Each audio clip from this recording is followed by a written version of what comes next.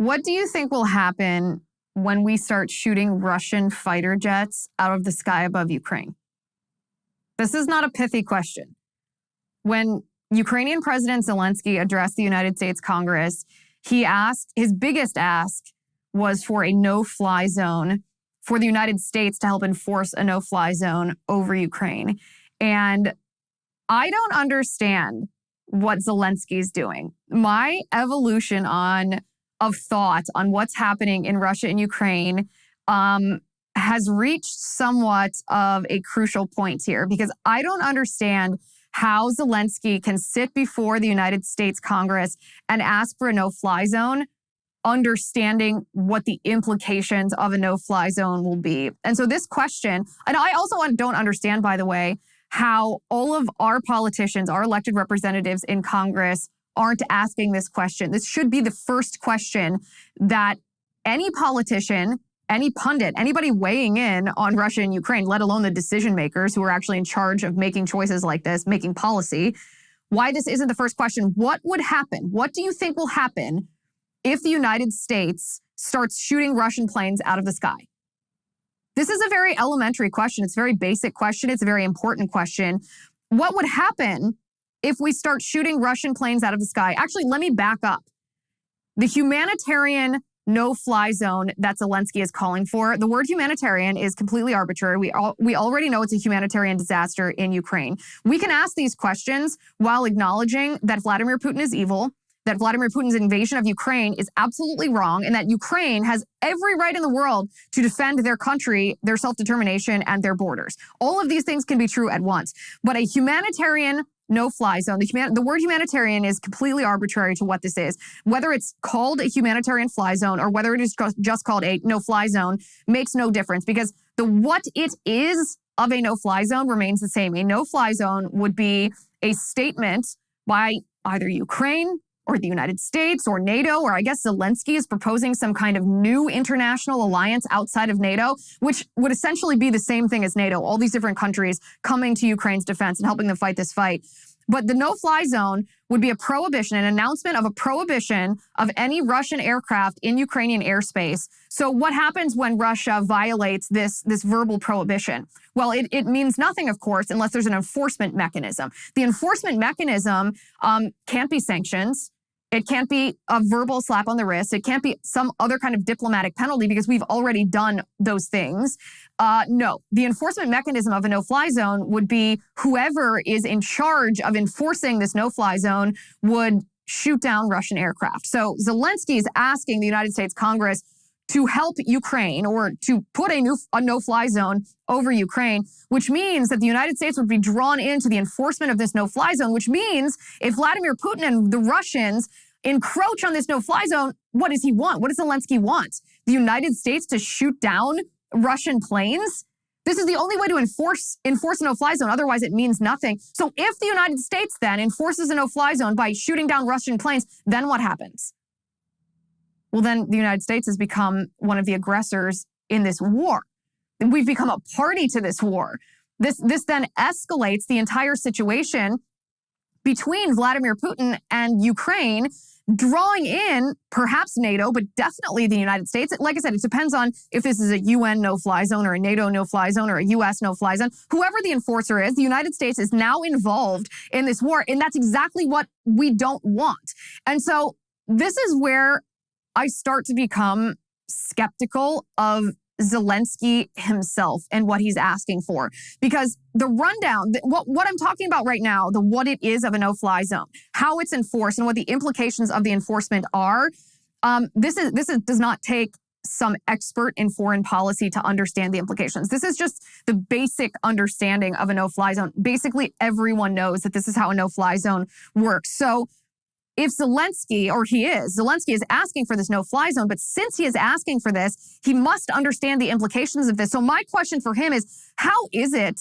in the interest of your country to start a conflict between the United States and Russia. Because there was a time a week ago, 2 weeks ago, where Zelensky was asking for things from the United States that the United States, it wasn't proper for the United States to respond according to his demands. You know, we didn't want to be drawn into this conflict between Putin and Ukraine. But I understood why Zelensky was making those asks, because they were in the interest of his country. It just wasn't in our interest, the interest of our country, to respond to those requests. Well, now the situation has changed. I don't even understand the interest, Zelensky's interest in a no-fly zone, because it's not in the interest of his country to see an escalation, because an escalation between Vladimir Putin and NATO or Vladimir Putin and the United States is going to lead to nuclear war. So how is that in the interest of Ukraine and the Ukrainian people who are being victimized right now by Putin? How is it in their interest to face a potential nuclear war if the United States or NATO gets involved here?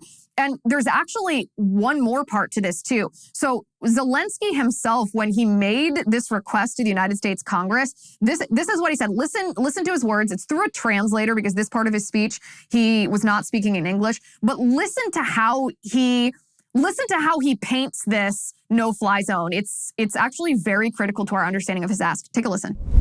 Now, when you need it right now, when we need you right now, remember Pearl Harbor, terrible morning of December 7, 1941, when your sky was black from the planes attacking you. Just remember it. Remember September the 11th, a terrible day in 2001, when evil tried to turn your cities, independent territories, in battlefields, when innocent people were attacked from air. Yes. Just like no one else expected it. You could not stop it. Our country experiences the same every day, right now, at this moment, every night, for 3 weeks now. Various Ukrainian cities, Odessa and Kharkiv, Chernihiv and Sumy, Zhytomyr and Lviv, Mariupol and Dnipro. Russia has turned the Ukrainian sky into a source of death for thousands of people. Russian troops have already fired nearly 1,000 missiles at Ukraine, countless bombs. They use drones to kill us with precision. This is a terror that Europe has not seen for 80 years, and we are asking for a reply, for an answer to this terror from the whole world. Is this a lot to ask for, to create a no-fly zone over Ukraine, to save people? Is this too much to ask? Humanitarian no-fly zone, something that Russia would not be able to terrorize our free cities. If this is too much to ask, we offer an alternative. You know what kind of defense systems we need, S-300 and other similar systems. You know how much depends on the battlefield, on the ability to use aircraft, powerful, strong air aviation to protect our people. Okay, so Zelensky painted what's happening in Ukraine, which is horrific. It's awful. There's death and carnage everywhere. He's painting this. He's trying to gin up the emotion in the American people and the American Congress that we felt after Pearl Harbor, that we felt after 9/11. And the reason that he used those two incidents is not just because those two incidents were some of the most horrific carnage that we have seen here in the United States. They were attacks on our soil by hostile foreign entities. The reason that he used those two examples was because those were attacks from the sky. Those were attacks waged from airspace. And so the reason that he's giving those two examples is because he's saying we're facing that same sort of assault from the sky, hence our need for a no-fly zone. But when I heard this blew my mind, because I said, okay, so Zelensky is acknowledging that this war is primarily being fought by the Russians from the sky. He's asking the United States for a no-fly zone, meaning he wants us to enforce it, meaning he wants us to shoot down Russian planes, meaning what does this mean? What is he actually asking for then? He's asking for the United States to fight this war for the Ukrainians. And that, my friends, blew my mind. The reaction from the United States Congress to Zelensky's address to them is completely unserious. It's primarily theater, to be honest, because first of all, we shouldn't actually be telegraphing to Vladimir Putin what is on the table or what isn't on the table. It's fine for us to have these debates about whether a no-fly zone is idiotic or whether it's very idiotic. We should be having these debates, but the United States Congress should not be telegraphing to Putin exactly what is or is not on the table. That was one of the good things about President Trump, is our adversaries and our enemies never knew what to expect from President Trump. They thought everything was on the table, and that's a good thing. That is a good foreign policy, to be unpredictable in the eyes of your enemies. The mob, however, and when I say the mob, I am talking about the American people, and I'm talking about the mob as defined by our founders, right? The reason that we have the Electoral College versus a pure democracy, meaning a direct popular vote for president, is because the emotions of the people, it's very contagious. Emotion is contagious. We saw this in COVID with fear. You can see this in excitement during sporting events. Emotion is very contagious, but emotion isn't always based on rationality. It isn't always based on reality. If we don't truly know the facts, we know that in this case, between Russia and Ukraine, it's a propaganda war. We don't always know what's true or what's false. The propaganda elicits emotions from us. That emotion is contagious. So this mob mentality among the American people, which we're all guilty of, to be honest, this mob mentality is not supposed to be what makes policy decisions. That's actually why we aren't a pure democracy. That's why we have representatives in Congress, because there's supposed to be a beat. You're supposed to take a minute. You're supposed to analyze the repercussions, the implications of policy decisions. And so the mob should not be using emotion to pressure our representatives to call for a no-fly zone that will ultimately result in a war that we don't want, that will cause a lot of us to die. So that's the first thing. And people are going to die, by the way, obviously. What's happening in Ukraine is heartbreaking. It makes me sick to my stomach. I mean, it makes me sick to my stomach to see the people that are dying. Putin is evil. You can. One of the questions that a lot of people have is, how can you be skeptical of Zelensky's strategy without appearing to be pro-Putin? Because unfortunately, there are some people out there who are acting as though they're pro-Putin. And I obviously don't understand this. Putin is evil. He's a dictator. He's a socialist. He's a former KGB agent. He imprisons people, disappears people, tortures people, silences dissidents. I mean, it's truly horrific. Murders people. He's a killer. It's truly horrific what Vladimir Putin does and has done and will do and is doing. And both things can be true.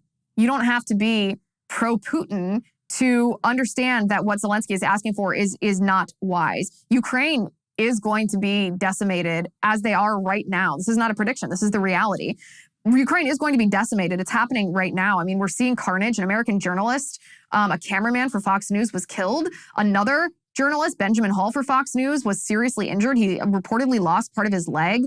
A Fox News journalist from Ukraine, a Ukrainian woman who worked with Fox News, she was also killed. And the reason for this, we have to remember the reason for this is because Joe Biden, and the left allowed their green agenda. They used their green agenda.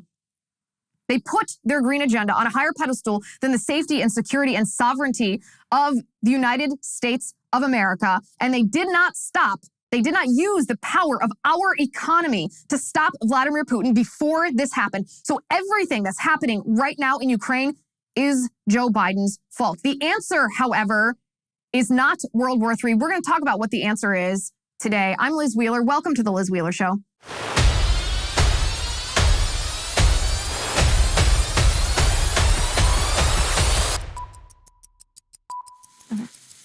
What is the answer? What is the answer? So we know we're in a lose-lose scenario right now. It's basically a binary choice that we didn't have to face, a binary choice because of Joe Biden. So what do we do? Zelensky's asking us for a no-fly zone. That would be beyond idiotic if we were to do this. We're going to talk about the solution in just a second. But first, I want to talk to you about my PATRIOT supply. My friends, one of the biggest problems that all Americans are facing already in 2022 is runaway food prices. Sky-high inflation is hitting everyone hard already. Imagine how much worse it's going to get. But I have a solution that you are going to love. Get yourself some long-term storage emergency food from My PATRIOT Supply, America's largest emergency food provider. Hands down, this is the most affordable way to buy emergency food. And by the way, the food is delicious. I know my husband and I keep a store of backup food. He's a full-on prepper. We are off the grid here. We are all about the 4-week emergency food kit. This provides breakfast, lunch, dinner, drinks, and snacks. Right now, you too can save $50 on each 4-week kit you order if you go to my URL, preparewithliz.com. Pick up one kit for each person in your family, and then you can laugh at the sky-high food prices at the grocery store. But don't wait. Go to my URL. It's preparewithliz.com. Go there right now. Preparewithliz.com. This is probably my husband's favorite of my URLs because, like I said, he's a prepper to begin with. Join us. Preparewithliz.com. So the answer is not World War III. The answer is not to get involved in a NATO-Russia war or a U.S.-Russia war. Only idiots are suggesting that. And some specific idiots that I want to talk about here. Adam Kinzinger in Congress. First of all, this guy, as you know, is on the January 6th committee, the corrupt, fake, pernicious January 6th committee. I don't know any Republican policies that he's embracing right now. He is a deep stater. He's a big government, power-hungry, anti-science tyrant, essentially. He's calling for a no-fly zone. Again, Adam, what do you think the implications of this would be? Do you not understand that a no-fly zone requires an enforcement mechanism, the enforcement mechanism being the U.S. shooting down Russian planes? How do you think Vladimir Putin is going to respond to that? This is not just a rhetorical question. I actually want these people, our representatives, to answer these questions. What do you think the implications of a no-fly zone would be? How do you implement and enforce a no-fly zone without it leading to a direct conflict with Vladimir Putin? And how do you prevent a direct conflict with Vladimir Putin from escalating into a nuclear war? Answer these questions. Answer these questions. The same with Lindsey Graham. Now, Lindsey Graham is calling for the assassination of Vladimir Putin. He keeps telling the Russian people to take Putin out, which is incendiary language. Now, that language I have less of a problem with than calling for, I mean, he can say whatever he wants, right? I have less of a problem with his language in that statement and more of a problem with the fact that he too is calling for a no-fly zone. His no-fly zone he puts with certain parameters or conditions. If chemical weapons are used, he wants a no-fly zone. Senator Roger Wicker is also calling for a no-fly zone. And then we have the mainstream media. We have media outlets on the left who are also pushing. They're basically pro-war. They're warmongering. Politico is writing pieces about the advantages of a no-fly zone. The Washington Post is publishing editorials advocating for a no-fly zone. These people, I mean, this is not just a domestic political difference. This is not just a stupid lawmaker or a stupid mainstream media outlet that doesn't know what they're talking about. These people are advocating for a policy that could cause you and I to die. That could cause, because it would cause the United States to be pulled into direct conflict with Vladimir Putin. And when that happens, I talked about this last week on the show. I posted the article on my local so everyone could read it themselves. There have been over 100 war games that have been staged about this exact scenario that's happening right now. I'm talking about Russia invading Ukraine and how this ends up, what the proper policy and military tactics should be, what decisions should be made, and what the implications of those decisions would be. And in these war games, more often than not, Vladimir Putin escalates to nuclear war because he is threatened. More often than not, when the United States becomes involved, when NATO becomes involved, Vladimir Putin reaches for his nuclear weapons. Now, all of this being said, I said it before and I want to say it again. I don't mean this in any sense that we should cave to Vladimir Putin or let his threats determine what we do. No. But we should keep everything on the table, and we shouldn't telegraph to Vladimir Putin what we're going to do. But we should understand the implications of what our politicians are dragging us into. When Kinzinger and Graham and Wicker and then the mainstream media, Politico and Washington Post, answer these questions before you make this policy your agenda. Before you try to drag me and my family and you and your family, before you try to drag us into a war that will result in mass death, think about the implications of what you're calling for. So the answer, of course, is not just a pithy tweet. That's what the left would want. That's what, honestly, a lot of people on the right want, too. The answer is not just a pithy tweet. The answer is to de-escalate. The answer is to de-escalate, and I mentioned this last week, for Zelensky to consider Vladimir Putin's terms, even though those terms are not ideal. You're not going to get ideal terms in the situation because the situation is a lose-lose based on Joe Biden and the European Union's decisions about energy, rendering us and the European Union dependent on Vladimir Putin's oil, on Vladimir Putin's gas. So this is a lose-lose. Like I said, there's no easy answer. De-escalate. Consider Putin's terms. What this will do, of course, Putin is not trustworthy. There's no reason to think that long-term he would maintain the terms of this deal. But what this will do is kick the can down the road. And before Putin can pick up the can again down the road, that is incumbent on us to employ the measures that Biden should have employed that would have prevented Vladimir Putin from waging this aggression, this war in the first place, that Biden should have done when he had the chance. That is the proper course of action. A lot of people on both sides of the aisle are completely wrong on Russia, are completely wrong on Ukraine. They don't understand that our choices here are not just a binary option, that you can decry and condemn what Vladimir Putin is doing as evil. You can support Ukraine's right to defend themselves and also be skeptical of what Zelensky is asking for from the United States or how he is trying to agitate the world to involve others in the war between Ukraine and Russia. All of these things, again, Biden could have prevented all of this. None of this was just destined to happen. This happened because Vladimir Putin felt like he would not be held accountable for what he did. He felt like he had the leverage, the power to make that, the leverage over different countries, whether it be Germany, whether it be the United States, so that his critics just wouldn't be that aggressive when he himself was militarily aggressive because they relied on him and he could easily cut them off. So Biden could have prevented this, but what Biden did instead, what Biden's been doing instead, we are on, by the way, day 730 of 15 days to slow the spread here in the United States. This was 2 years ago. Take a look at this video. We're asking that same sense of community to come together and stand up against this virus.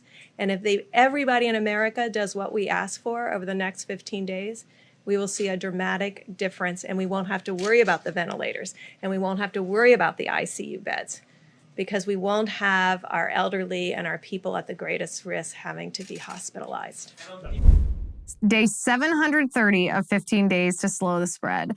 I know that was under the Trump administration, and you all know that my biggest criticism of Donald Trump, I think he was a good president for 3 years, and I think he wildly botched up the COVID response. This is a perfect example of it. Day 730, like, can you even comprehend that 2 years later, we're still forced to mask on airplanes, that children are still forced to wear face masks in school, there are vaccine mandates. My husband lost his job because of a vaccine mandate in healthcare, that this is still what's happening in our country 730 days later. By the way, this is also why Donald Trump lost in 2020. So it's not just a commentary on how he did in his fourth year, how he handled COVID. This is why President Trump lost the presidential election in 2020. It's because he embraced this Birx, her fear-mongering, her anti-science. He put corrupt bureaucrats in charge and did not fire them when it became evident that they were corrupt and were wrong. Fear, this kind of fear that they instilled in the American people, leads to fiat. It leads to tyranny. It leads to people being conditioned to giving away their freedom for the promise of some kind of security or safety. And this kind of fear was used, it was exploited by the radical left and resulted in electioneering. You know, you can't go to the voting, you can't go cast your ballot at the polling place because you might catch COVID, you might pass COVID. So let's allow drop boxes, let's allow universal mail-in ballots, let's degrade signature verification, let's change early ballot deadlines and how late your ballot can come in and will still be counted. This electioneering was critical to Donald Trump's loss in the 2020 election. It also, of course, as I mentioned, allowed the tyranny and control that's been waged over us the past 3 years. Lockdowns, masks, vaccines. It's the same tyranny that has disallowed dissent, disallowed the question of how damaging were lockdowns? How effective were masks? And what kind of detrimental impacts did masks have on not only people, but on children? Is this vaccine effective? Is this vaccine safe? All of a sudden, because of this fear that begot this control, that begot this tyranny, that it rendered these questions unaskable. It rendered those arbiters of information, such as the mainstream media or big tech, it's allowed them to censor us, to silence us, and to make those questions unanswerable. This COVID-19 pandemic, and this is what Democrats had been waiting for. My favorite thing about Cozy Earth sheets is how fresh and how clean and how crisp they feel when you climb into bed. The sheets keep feeling fresh, keep feeling clean even after the first night. Why is that? Well, because the wrong sheets can trap body heat, leaving you boiling 1 minute and freezing the next. Super gross. Not so with Cozy Earth. They provide the softest, most luxurious, and best temperature regulating sheets on the planet. It's like sleeping on a cloud. Cozy Earth has been featured on Oprah's Most Favorite Things list 4 years in a row. They're made from bamboo. Cozy Earth sheets breathe, so you sleep at the perfect temperature all year round. And with thousands of 5-star reviews, including mine, of course, it's no wonder that Cozy Earth sheets have become the bedding of choice for interior designers and celebrities. They also offer you a 100-night sleep trial, which means you have up to 100 nights to sleep on it. Wash it and try it out. If you are not completely in love, just send it back for a full refund. You can now save 35% on Cozy Earth bamboo bedding. 35%. What a deal. Just go to cozyearth.com/Liz35. Hurry though, the offer ends soon. That's cozyearth.com/LIZ35. cozyearth.com/Liz35. They're great sheets. You will have no more problems with badly regulated temperature while you sleep on Cozy Earth sheets. cozyearth.com/Liz35. Again, this is why President Trump lost in 2020. But this is what Democrats were waiting for. Perhaps this is what they were planning for. We all know that Bill Gates staged a simulation of a pandemic with partners from all around the world, organizations and governments all around the world, just months before the COVID-19 virus was unleashed on the world. And in this coronavirus simulation that took place just months before COVID, the result of this pandemic, the actions that governments took, the lockdowns, the mask mandates, the vaccines, everything that happened to us in real life happened in Bill Gates' simulation. That simulation, that pandemic game that he played, the result of that was exactly what we experienced. This is what the Democrats were waiting for in order to electioneer, in order to push their strategy of taking over elections and rigging elections, seizing elections, tilting elections in favor of themselves and away from the vote of the American people. So where are we now, 730 days after that video? 730 days into 15 days to slow the spread. Well, in the UK, 9 out of 10 people who are dying of COVID-19 right now are vaccinated. 90% of people dying from COVID-19 are vaccinated in the UK. We have Senator Mitt Romney here in the United States who has voted in favor of continuing to make preschool-aged children, little tots, mask. In the Head Start program, masking is mandatory. Romney voted in favor of that. Romney voted against rescinding the mask mandate on airplanes, on public transportation, as dictated by the federal government. And this kind of tyranny is anti-science. It's ridiculous. I traveled a lot this past week. You guys know I was in Florida. And it's hilarious, actually, because everyone cheats on their masks, even accepting the premise that masks are effective, which I don't accept, but even accepting the premise that they are, the way that people wear their masks on airplanes and in airports is a joke. Like, everybody has them pulled below their nose. Everyone constantly puts them under their chin to take a long break to eat a snack. Everyone's got little holes and gaps on the side of their mask, including me. I do this because otherwise you can't breathe. It's terrible under there, and they're ineffective, and it's stupid, and my daughter hates it, but everyone does this. So even if we accepted the incorrect premise or the false premise that masks work, the way that people wear masks in airports and in schools and everywhere would be a very ineffective way of wearing them. And yet, these tyrants, these anti-science, pro-tyranny politicians and bureaucrats are still trying to enact their control over us. The American people have had enough. And in comes, of course, Ukraine and Russia. In comes this warmongering that's happening in Ukraine to distract us. Well, to distract us from what? To distract us from the fact that most of us have had COVID.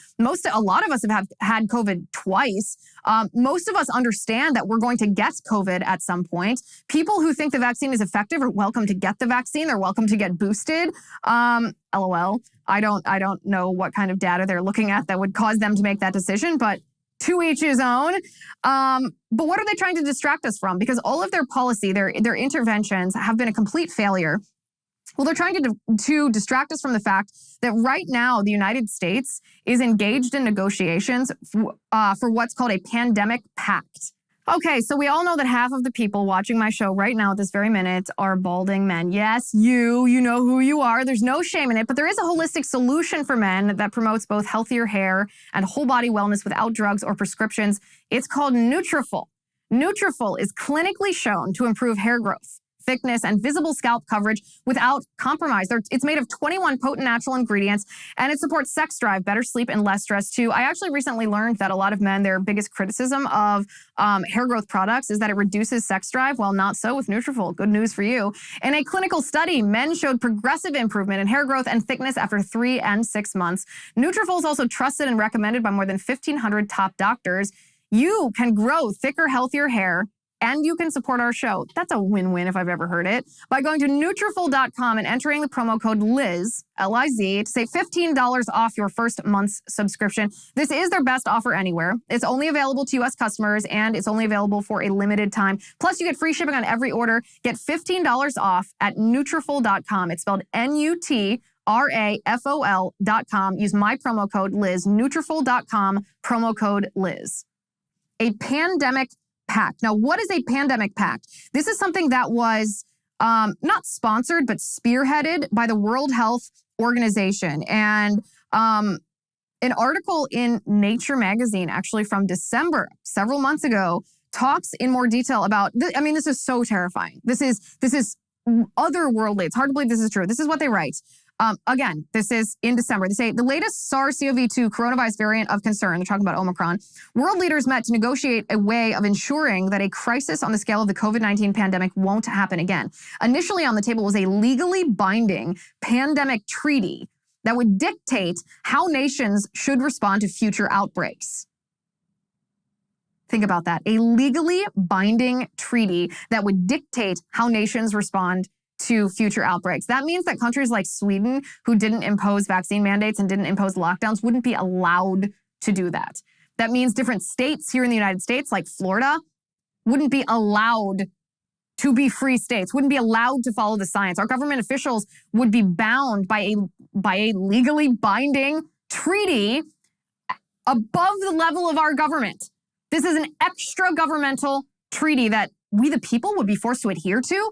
Like, who even gives our lawmakers the right to give away our sovereignty? George W. Bush actually got smacked down by the Supreme Court for giving away our sovereignty to the United Nations. I don't see how this is any different. You can't give away our sovereignty. You just can't. You don't have the power and the authority to do that. That's what is happening behind our back right now. This is what the director of the World Health Organization said. Dr. Tedros. He said, Omicron demonstrates just why the world needs a new accord on pandemics. A new accord on pandemics. He says the quote unquote me first approaches from countries that stymie the global solidarity needed to deal with a global threat. I mean, this is so terrifying. This is like Great Reset level stuff, where who exactly is going to be in charge of dictating what the proper way to handle a pandemic is? What country in the world, even taking us away from the fact for a second that each country has sovereignty and should be able to make their own decisions, who has a monopoly on handling COVID-19 absolutely correctly? No country handled it perfectly, which means there's going to be these unelected international bureaucrats making these decisions like the World Health Organization, the UN. Are you joking? Absolutely not. Absolutely not. There would be possible sanctions for countries that did not adhere to the dictates of this treaty. Now, there's been some pushback on the idea that this would be a legally binding treaty. Some have wanted to degrade it into an accord. An accord isn't legally binding the same way that a treaty is. It's more like the Paris Climate Accords, which is an expectation that countries follow it, but it's not a legal requirement that can be met by sanctions. Still bad, still awful, still farming out our sovereignty. This is horrifying. In fact, there are valid concerns that even an accord, much less a treaty, would lead to places like the UN or the World Health Organization having the power to impose vaccine mandates on you and mask mandates on your children and lockdowns and collection of your personal data and so essentially social credit scores based on how whether your behavior lines up with how they want you to behave. This is now what the warmongering in Ukraine and Russia that the Democrats are suddenly so obsessed with. This is what they're distracting you from, because behind the scenes, they're not done with COVID. You and I might understand that COVID is done. COVID is endemic. COVID is here to stay, essentially. We have therapeutics that can help. We have lifestyle changes that can be made to make you less likely to have a fatal case of COVID-19. but it's not going to be a zero COVID situation ever. COVID is endemic. COVID is here to stay. The American people now understand that for the most part. The Biden administration doesn't want COVID to be over. And so they distract with warmongering while they continue their COVID agenda. The second part of their COVID agenda that they're trying to hide from us is the idea of a digital currency. So look at what happened in Canada. We talked about this a couple weeks ago when I talked about modern monetary theory and how a government-issued cryptocurrency completely defeats the purpose of a cryptocurrency. Cryptocurrency, the purpose of that is so that it is not issued by the government. It's supposed to be a separate alternative to a currency issued by a government. Now, you can make the argument that people wouldn't want an alternative currency unless they've lost faith in the US dollar, for example, and that's certainly true. I think that's why 16% of the American people have traded in crypto, because they understand that the massive spending that the Democrats and Trump engaged in has led to inflation. It's devalued our dollar, and so they want an alternative currency that they don't feel distrust about, that they don't feel is unstable. Well, what would really be awful is if the federal government if there was a central bank digital currency issued by the federal government, because of course, what happened in Canada? What happened in Canada is Trudeau, during his 2 weeks of tyranny, he froze cryptocurrency. He fined people based on their participation in the Freedom Convoy, in the Truckers Convoy. He promised or threatened to track down people for months to come who had financially contributed to the Freedom Convoy. And the way he was able to do this, of course, was by tracking people's online payments, their online financial history. Banks, he said, are allowed to snoop on people's bank accounts to see exactly what they're spending their money on, to see if they financially contributed to the trucker convoy. That, my friends, is just the beginning. That's just the beginning. A digital currency would require a digital ID, meaning every purchase that you made online would then be traceable, trackable, collectible by the U.S. federal government, who, make no mistake, absolutely will, given the opportunity, use that against us. They would, I'm sure, prohibit certain types of payments. They would come after certain types of people. They perhaps would be even more pernicious than that and give money to certain people to either keep them quiet or keep them compliant. A central bank digital currency is a Chinese communist-style social credit score, and Joe Biden just issued an executive order ordering this to be studied by the federal government. This is what the Democrats, this is the next stage in their COVID agenda, yet they don't want the American people to see this up close and personal. They don't need the American people anymore to feel that fear on a daily basis. This is phase 2 of their plan. So they're using warmongering in Russia and Ukraine to distract us from this. Meanwhile, the Biden administration is showing us exactly like what I just said about digital currency and how the government will eventually, if given the opportunity, it's not a question of if they'll abuse it. It's a question of when and who they'll abuse. This is not vague. This is not hypothetical. The Biden administration has shown us how they will react to people who are critics of them, who are dissidents, who disagree with radical leftist ideology, who are just reporters reporting the truth about the corruption of Biden or his family members. James O'Keefe, the CEO, the founder of Project Veritas, he's a friend of mine. He released a video showing the FBI, Biden's FBI, raiding the homes of his investigative journalists. Now, full disclosure here, I know these journalists. I know the James O'Keefe's journalists who were raided. I know them personally, and it's shocking to see this footage. Remember, before I even show you this footage, remember why the FBI is raiding. The FBI is raiding the apartments of these journalists and taking their phones and their technology and subjecting them to this because somebody offered James O'Keefe the diary of Joe Biden's daughter, Ashley Biden, and James O'Keefe decided not to publish it because he couldn't verify it. He couldn't confirm 100% the veracity of the diary. He didn't want to publish something that he couldn't confirm, so he gave it back to, he offered it back to the Bidens themselves. They claimed it wasn't true. Then he gave it to the police to give, he gave it to authorities, government authorities to give to Ashley Biden. But then the FBI, even though the Bidens claimed that this was an inauthentic diary, the FBI then raided not only O'Keefe, but several of his journalists who were involved in this, even though, again, they didn't publish anything and they tried to return it to its rightful owner without saying anything. And this was the result of it. Watch this video.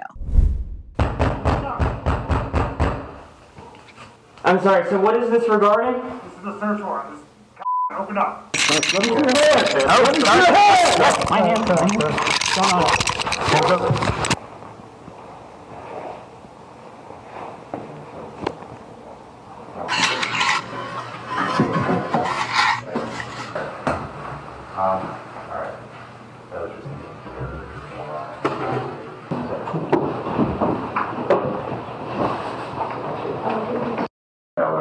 You're within your right to. So the one thing, for our safety and for yours, we're going to have you sit with you. Yeah.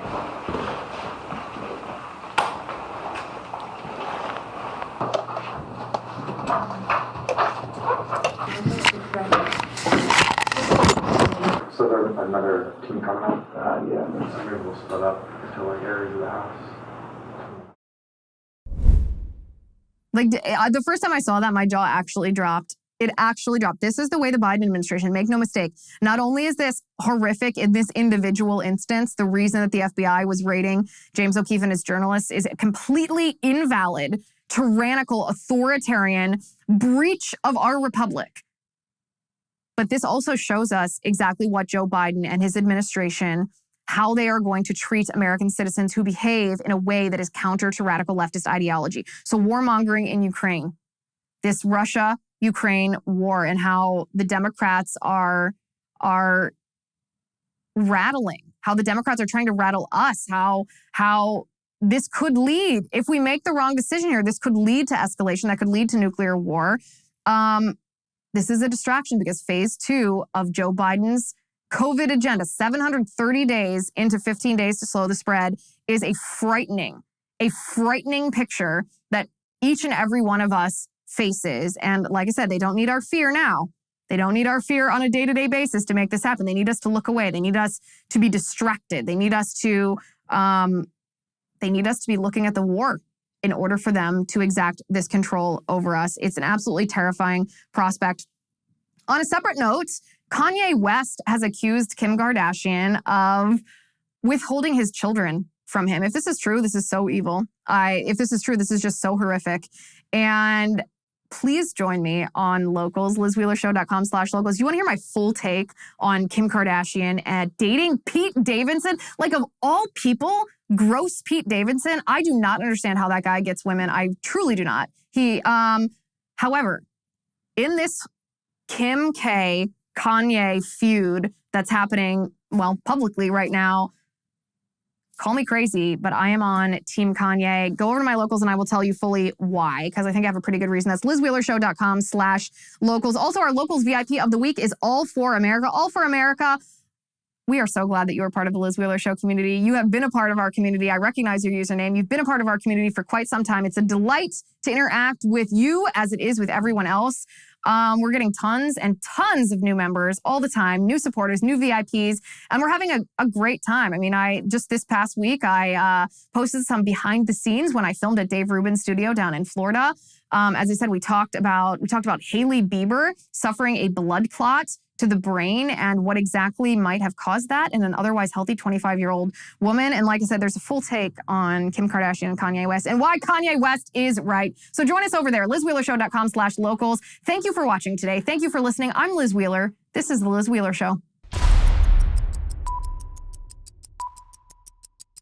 The Liz Wheeler Show is produced by Jonathan Hay, executive producer Chad Abbott, director of photography Kevin McRoberts, editor Alejandro Figueroa, sound mixer Robin Fenderson, director of marketing Emily Washler, production and talent coordinator Matt Toffler, and senior publicist Patricia Jackson. This has been a Soundfront production.